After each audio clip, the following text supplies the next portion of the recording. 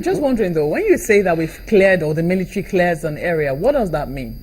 Yes, these are locations that were occupied by Boko Haram, and the military comes in, attacks the same location, clears it of Boko Haram presence. But they come back. I mean, because when people imagine that something is clear, they imagine that you went into a combat with the enemies and perhaps you killed all of them. Well, how come is it that they come back? Because most times, apart from the current operation which is being carried out now, previously, what was happening is that the moment they hear of approach of the military, they vacate the area. When the military get to those locations, they hardly see. But the present campaign, they make efforts in getting these people because they surprise them. And they've been producing results. And that is why you see so many hostages from the localities that are being held captive are being released by the military. You know, unlike before, when you go, you don't see anybody, you don't see anything. But these days, they kill them. They capture them.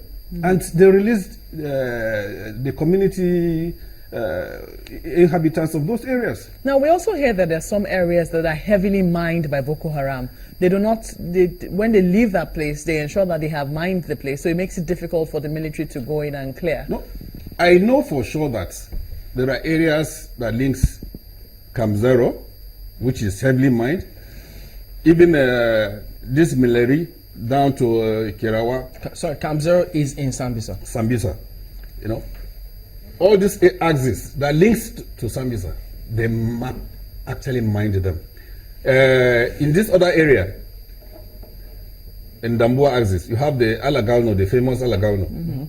Most of the immediate environment are mined. So it makes access to the place pretty difficult for the military. And this is the situation we are faced with. There ought to be something that, you know, I'm sure by now, there must be technology that can, Yeah, there are mine sweepers, there are mine detectors. But the problem we are facing is that, do we have enough of this to cover this mass land? Definitely no.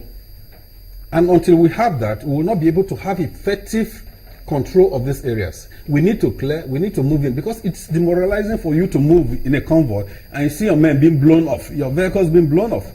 It takes an iron steel for one to get up to say, okay. Let's see the distance between Chibok and Sambisa. Because remember, that movement from where the girls abducted to where we believe they were held in Sambisa. Yeah, you see, this is Chibok local government.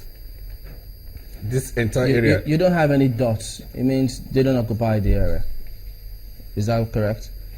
Chibok has not been that too active. The locations within are very few. They're not to about 3-4 locations within Chibok, which is not important. But you see, when they left this Chibok town, this is Chibok. What they did was to go this way, go here, come here, and then they continued on this road until they entered Sambisa. When they got into Sambisa, the first port of call was Goneri. From Goneri, they went to Gonikrumi, which was their main hotspots. You know, after Gonikrumi, they now came back Yamteke. You know, from Yamteke now they split them somewhere in Uye, here, and finally they brought them here to Bita. In Goza. Okay. Bita was where they spent the longest period. I think they were there for almost 6-8 months, where they had their Quranic school. They were in the district. Was that where they had that famous picture that was taken? No, the picture was at Goneri Primary School. Bita was where they actually had enough time to themselves at the district head's house.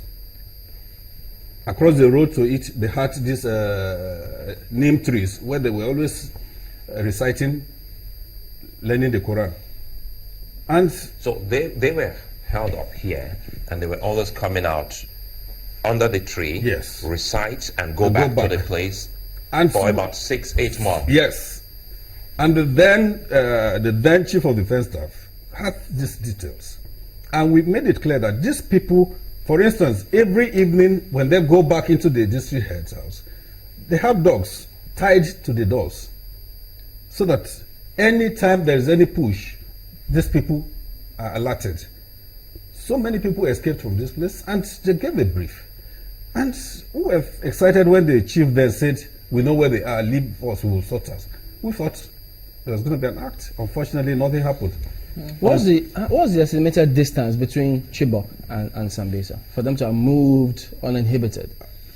No, the issue is not the uninhabited movement or whatever. The issue is, were we really prepared at that particular point in time to rescue them? Because don't forget that was the period people were saying, no, it was not true, it was true, and all that. So that affected the rescue efforts. And even when the military, when plans were in place to get these people rescued, something happened, and at the 11th hour, the rescue was aborted. So what do we say now? Sorry to interrupt you, Chairman. What do we say now to Senator Sani, who says that the girls can still be gotten, that they are alive and I am 100% sure that the girls, not the total numbers, because even in Sambisa, about 2-3 weeks ago, they were brought out of the place, went to a small village beside to have their shower, to wash their clothes, and then returned back to the same Sambisa. So I am 100% sure. 2 weeks ago. Yes. Are you saying that they could currently be in Sambisa? I'm very sure of that. So I am not in doubt as regards getting these girls. I don't think the military has problems getting these girls. I think the basic fact is that they need just a little bit of the logistics, the right equipment, and they are there. I am convinced that getting these girls might not be as difficult as we are looking at. I know what the military can do. What they need is just the right equipment. I am 100% positive our soldiers can do it. It's not an issue of being because we were there. No. I know what our men can do, even with the least equipment today. So if you give them what is required, there's no reason why this dot you are seeing here will not be cleaned up within days. Don't forget that what we had before the coming of General Buhari as military head of state in '83, if you use the entire budget of Nigeria today, you cannot get the army, back to that level. That is to show you what we have today on ground. So we need this equipment. Let nobody deceive you. These guys are ready and willing. But give them some of these basics. Forget about the long-term equipping of the military. Talk of just the immediate.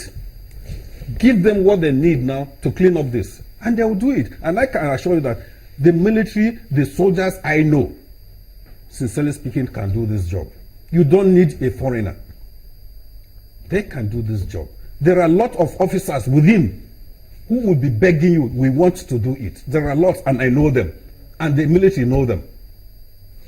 All right, we'll end on that positive note. Yeah, we will. But this won't be the last of this kind of matters that we'll focus on. But I want to thank you for coming on, retired Captain Sunday Adoba, retired Army officer.